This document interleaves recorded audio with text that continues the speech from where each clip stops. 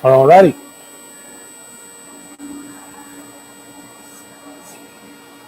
Give it a few minutes, I guess.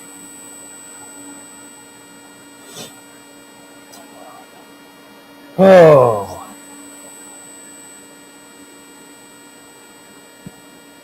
All right, so if you guys would check the little live chat off to the side, viewers here, Bo, I know a lot of people have been asking for like anodized aluminum.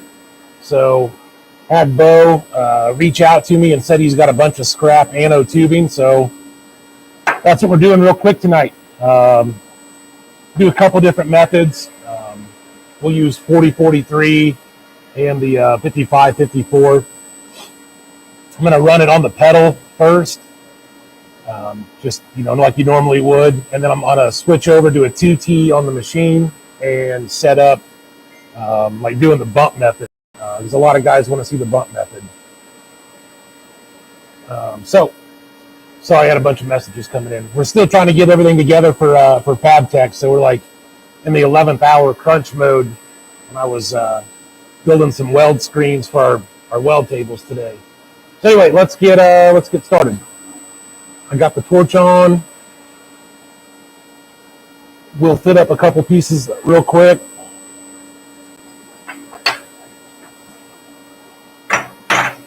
And let's run some anodized aluminum.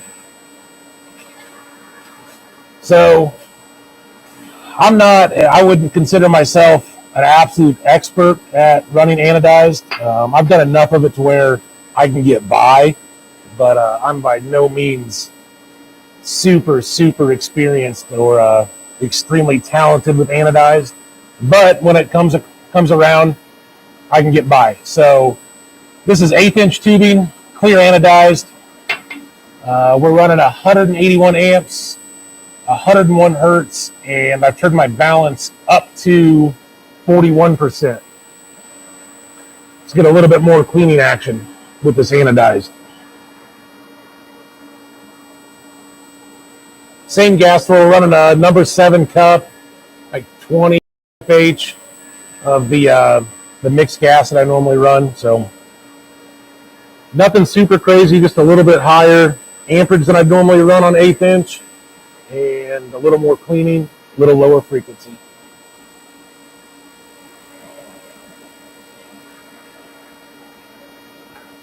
So let's tack these up real fast.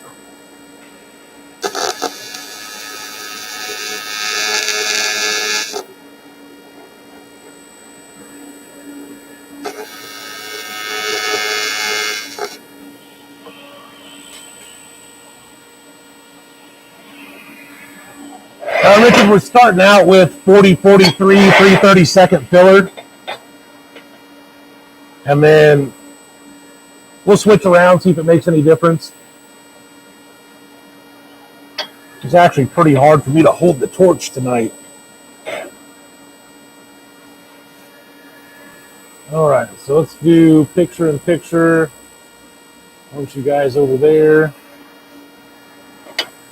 Now I'm just running like standard pedal, control the amperage, nothing different. And then we'll switch over to running the bump method here in a minute. So here we go. Anodized aluminum.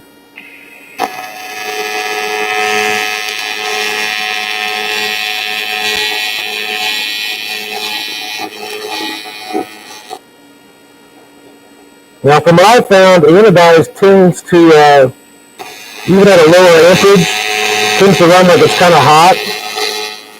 And so it takes a lot of filler.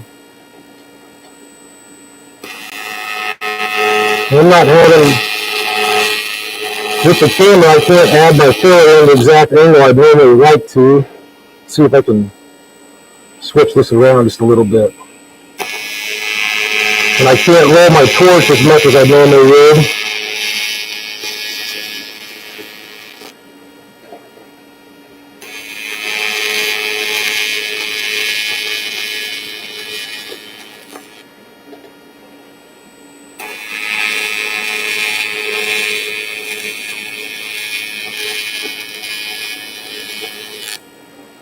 I've always found with anodized, especially tubing,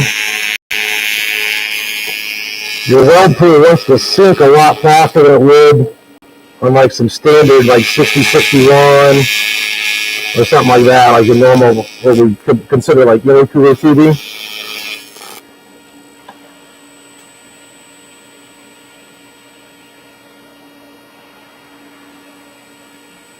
So,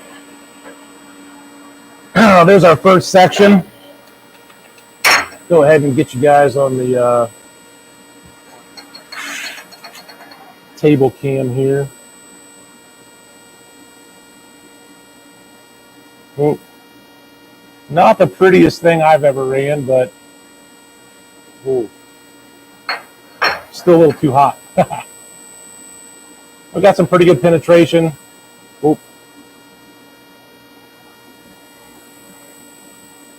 But an anodized bead is always going to look a little dirty. Even the guys that weld a ton of anodized, I've always seen that it pretty much always looks a little dirty. Yeah, Chad, you can downslope. I was letting off of it pretty fast just because it was so hot. It was starting to sink on me there right at the end. So I fish eyed it probably a little more than I would have liked. That's why I went back and put a little dab on it. Oh, Chad, that's 1/8 material.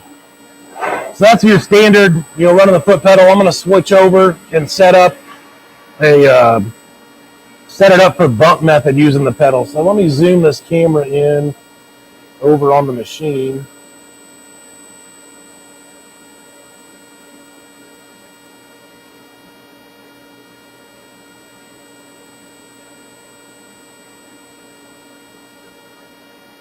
And Bo, I'm using advanced square wave. Trying to get this camera lined up on the machine real quick, guys. Hold on a second.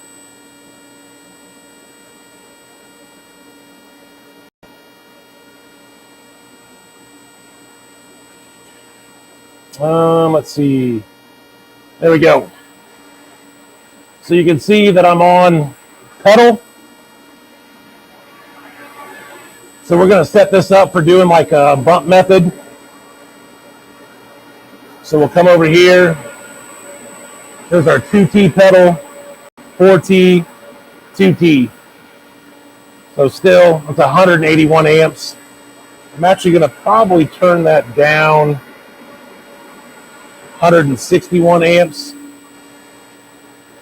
171 amps.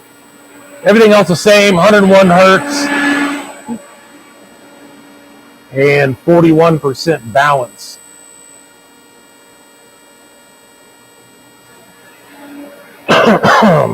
So now we're going to do what's called the bump method, and it pretty much goes against anything you're ever going to be taught as far as what's proper welding technique. It's a real hard and fast on-off. It's basically a really hot tack and just stacking tacks. When someone does that with a MIG gun, I normally call that California TIG. You see that a lot in like off-road parts, like off-road truck bumpers and stuff like that. They'll get that they for some reason think that really thick stack dime look is how it should look. So they'll do like a real heavy tack, and get that stacked look. So I always called that California TIG. That's where most of that stuff comes from. So now we're to set up 2T. So I've got no upslope, no downslope. So this is going to fisheye pretty bad. But you can always go back and touch that up a little bit. But anyway, so what we're going to do is just a real heavy on-off. No upslope, no downslope. It's either 170 amps or nothing. So real hot, real fast.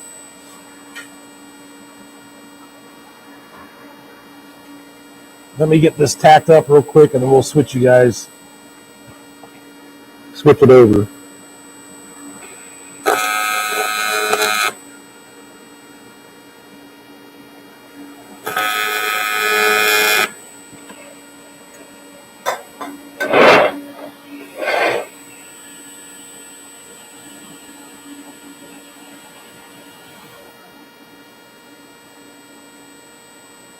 Yeah, it's 120 thou. It's like 120 thou, 125 thou, 1/8 inch. All right. So butt method. So just a real hard and fast on off, basically stack and tacks.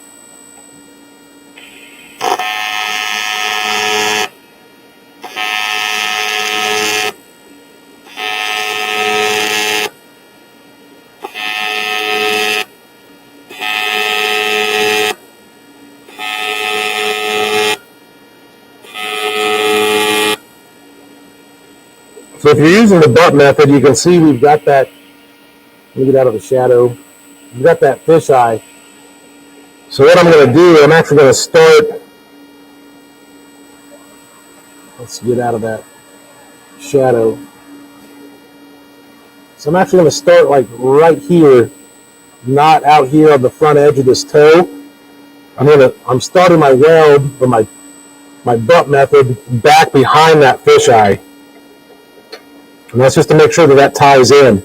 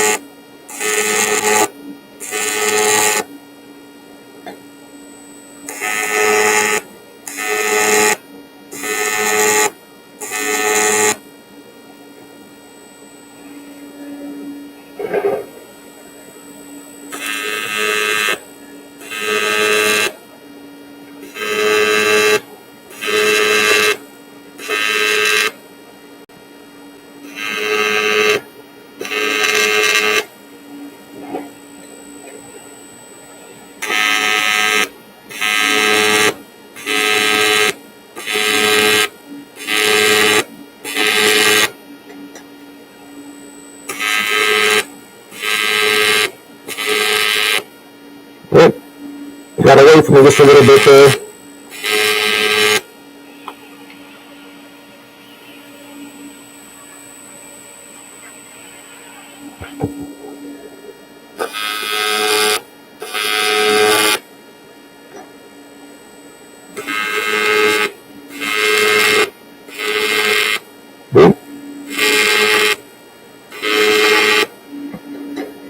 Hard to get a good torch here with this camera. I can't quite roll my torch as much as I normally would like to. So I'm trying to run a little bit longer pass between moving, but I'm losing my torch angle.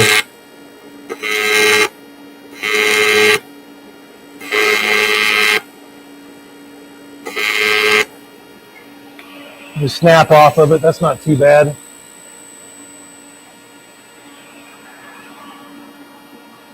You grab my my welpers.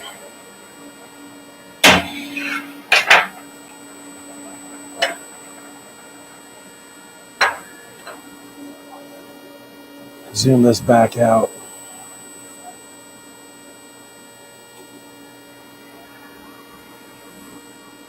So again, let me see, I'm trying to point out where we went. So you can see that little pinhole there. That was from not stepping back far enough. So that's what you'll get, especially running the bump method. That little hole right there. So if you don't step back far enough on your puddle doing the bump method, you'll end up getting like a little wormhole. So there you go. There's your bump method. Usually the hardest part with the anodized is getting that first. This stuff seems to be grounding pretty well. Normally, anodized really doesn't like to ground very well. When I was building marine intercoolers, we used a lot of anodized cores for the marine stuff, and just getting those things to ground out sometimes was the biggest challenge. So here's like a little simple, like T-joint, little Coke T-joint. I didn't spend a whole lot of time fitting this up, so there's a little bit of a gap around it. I could have fit it up a little bit better, but this is typically something like a joint you typically find doing anodized tubing, like doing a wakeboard tower, fishing tower, something like that.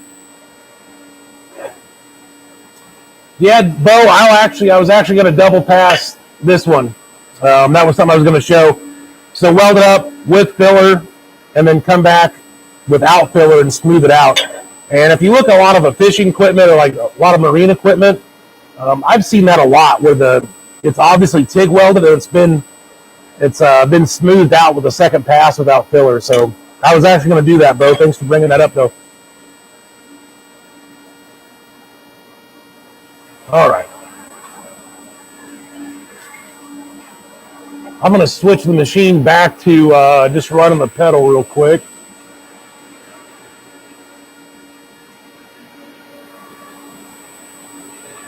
That's how I prefer to do it. I know some guys, they say they like the bump method. He says it's real hot and fast, and it doesn't seem to burn or bring as much as the anodized into the weld pool. I typically just don't seem to have a ton of problem with that. I don't know if it's a technique thing.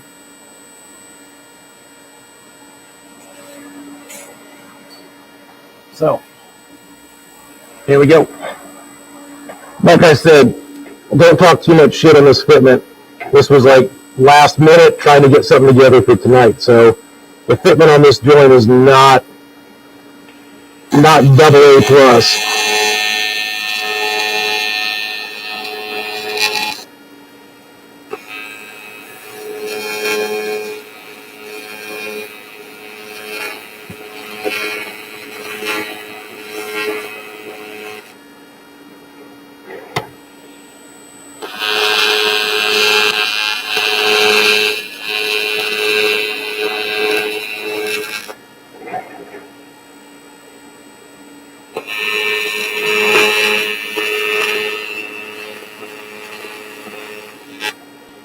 This anodized is running a little bit different, Bo, so I'm actually going to switch back. I'm going to switch back to doing the bump method. I think the anode's a little bit heavier on this piece.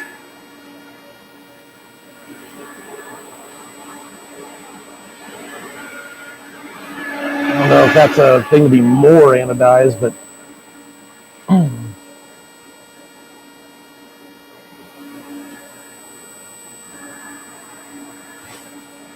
all right. And I am going to go up in amperage too. Sorry.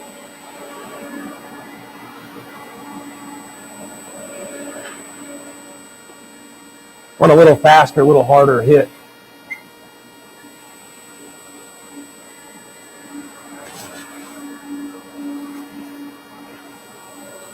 All right.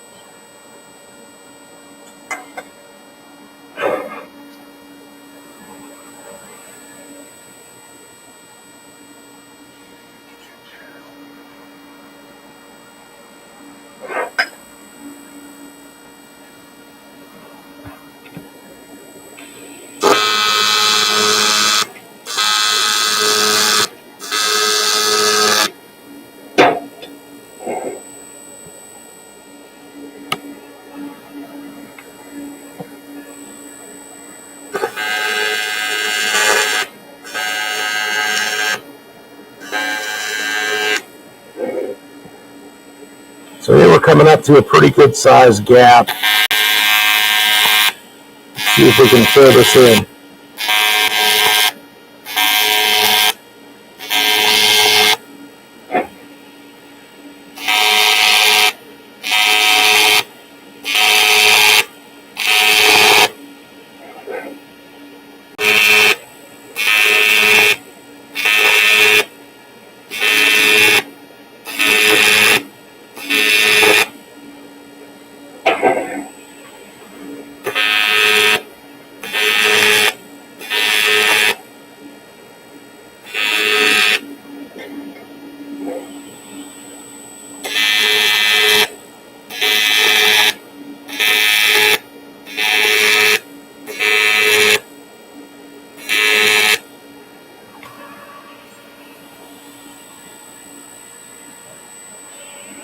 All right, so actually, whatever, first for me, but the bump method actually worked a lot better on this piece of tube than what I've typically seen in my personal experience. So it's always something new.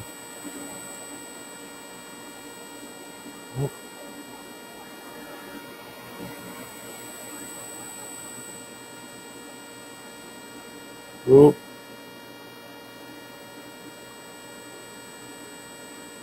Not super terrible, not super great. Like I said, I'm not the most experienced person with anodized. There are probably a couple people watching tonight that actually have more experience with anodized than I do. But like I said, I've got enough experience. When it comes along, I can at least hold my own and get it done. So now what we were talking about was, or Bo had mentioned that some people have,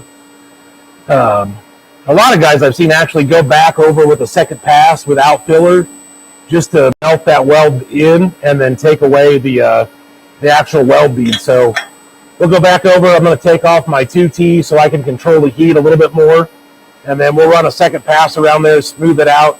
And I've actually seen a lot of marine grades aluminum that's anodized ran like that, where you can tell they made a second pass without filler. So let me adjust this back to my pedal control real quick. We're back on the pedal.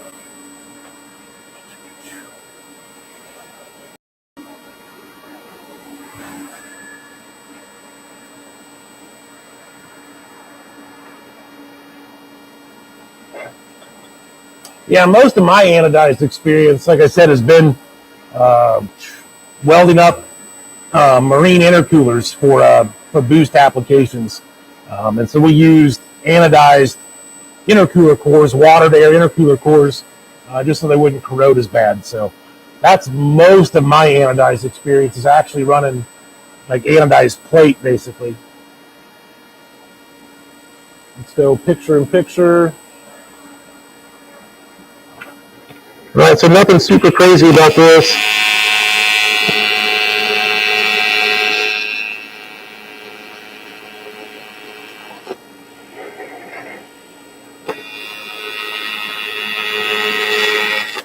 You're just running enough amperage to remelt the full width of that puddle. We're not really trying to make it any wider or get it to sink in like it did right there. So that was actually my mistake. It got a little too hot as I was trying to come around there. There you go.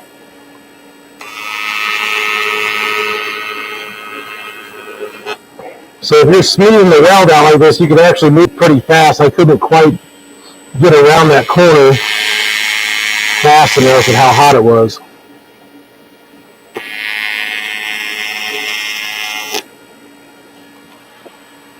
Snap out of it.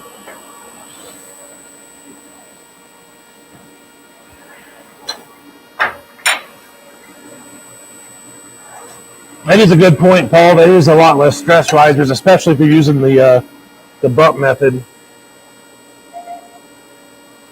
So there you go.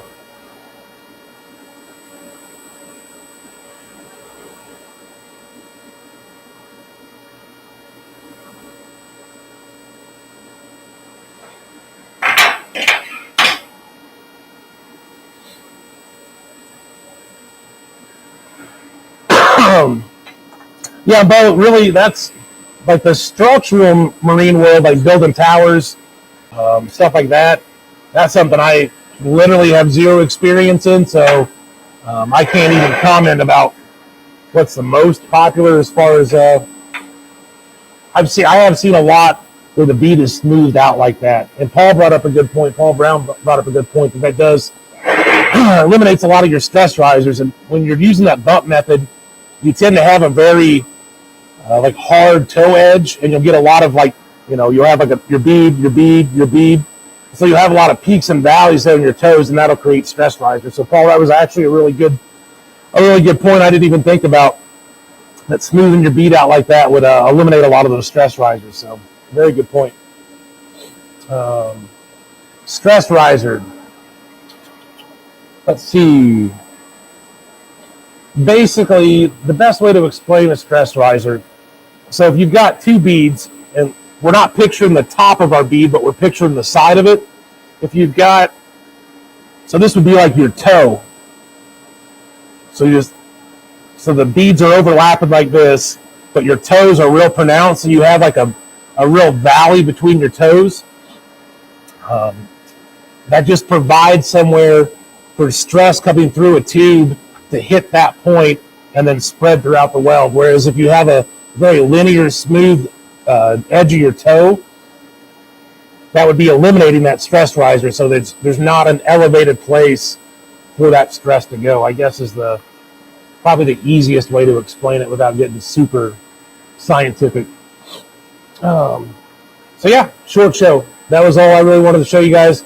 A lot of people have been asking about it, about doing anodized. So like I said, there's two different ways. You can either run the pedal, which seemed to work better on this tubing, or running the bump method, which actually, for the first time in my experience, actually worked a lot better on this tubing. There's a little bit of difference in the finish of the tube, so maybe there's something different about the anodizing. I don't know for sure, but yeah, there you go. Bump method. I don't remember which one of these was bump. This was bump. This was standard. So Paul, that's going to be a problem with some of like the more specialty fillers, like your 55, 54. It's going to be hard to find. It's going to be hard to find somebody who's going to sell you a pound of it. Generally, it is going to be like in 5 or 10 pound bundles. Will typically be what you see fillers sold in. Sometimes like Praxair, or like I know Praxair has some like little 1 pound tubes of different fillers. I don't think they carry 55, 54 in that. It kind of varies on price. I've paid as much as $10 a pound, and I've paid as little as like $6.50 a pound. So $65 to $100 for a 10 pound package of 55, 54, 332nd. But yeah, you might just have to check around online. Baker's might. Arc Zone is pretty good about carrying stuff like that. Some really specialty high-end TIG stuff. So check Arc Zone. Yeah, worst case is, yeah, you have to buy 10 pounds. That's when you kind of get into the specialty stuff. That's just how it is sometimes. Like, for example, when I was, if you guys didn't know, I quit my day job. So I'm working full time out of my garage now. So when I was in the aerospace industry, we had a job come up that was out of 13.8 stainless. That's a precipitation hardened stainless. So we were running this 13.8 stainless, and it called out for a special single producer filler rod called Turboloy. And dude, that shit was $105 or $110 a pound. And they only sold it in 10 pound bunches. So we had I think we had 10 parts, and they were literally like little 1/4 inch wide welds. And we needed the filler, and we had to buy almost $1,200 worth of filler to run maybe one full stick out of a 10 pound bundle. So yeah, sometimes you're just SOL. I'm sorry. Everything other than 55, 54. Mark Winchester turned me on to 55, 54. We had gone back and forth about what each of us uses for a long time. And Mark told me about 55, 54 a while ago, and it took me a while to come around to it. I bought a tube and started using it, fell in love with it. It has its purpose, but there's still like 53, 56, 40, 43, or 49, 43. 49, 43 is probably the closest to 55, 54 that I've found that's, easier to find. So So Paul, you might try some 4943. I like the way that runs a lot too. I still prefer 4043 over 4943, but as long as you're not doing something crazy with it, you're not supposed to, like welding some 7075 or something. It'll probably work. Had to weld an aluminum shaft the other night. Metal blueberries. Man, I've been in a lot of casts like that, dude, where I had a cast repair that just did not want to clean up. I ended up grinding out. The one I can think of in particular was I think it was a TH400 transmission case that cracked. I was welding up for a derby car, and dude, I had ground that thing out where it had like an 1/8 gap in the crack, and it just wouldn't clean up. I think I welded that thing 3 or 4 times by weld it up, grind it down, weld it up, grind it down. They even got to where I ran a pass right down the middle of my crack, pass on the outside to give me a little more clean material or better material. So then I ground that down and then ran my final pass. And then it came out pretty good. But sometimes this is what you got to do. You just got to grind and grind and grind. Got a message from YouTube. Sorry. Speaking of never again, I ran into something a couple weeks ago. I was going to do it on here, and then it went so badly that I decided not to. Because, I mean, it wasn't even anything of teaching value. It was so bad. And what it was a set of boat heads off a boat, obviously. Duh. Captain Obvious. But the boat had spent most of its life in the salt water, and the heads had corroded pretty bad. So I was kind of welding them up so they would fit the gaskets again and match the intake manifold. And never again will I weld on aluminum heads that have seen salt water. I swear to God, that was the worst material I've ever touched. So, anyway, guys, next week be the last show for probably 2 weeks. So next week will be the last show for 2 weeks. I'm flying down to Fab Tech the week after on Wednesday, and then I'll be there through Friday. Maybe if we can figure it out, I am going to take the ArcShot cam and one of these cameras. We're going to try to maybe do something live from Fab Tech in the booth, but wouldn't super count on it just because the internet's probably going to be kind of spotty in there. But see you guys next week, and then not for 2 weeks after that. So we'll come back. What is that, like November 17th or something? 14th? I'm not for sure. 17th. November 17th. So anyway, next week, see you guys, 7 p.m. Central Time. Thanks for joining me.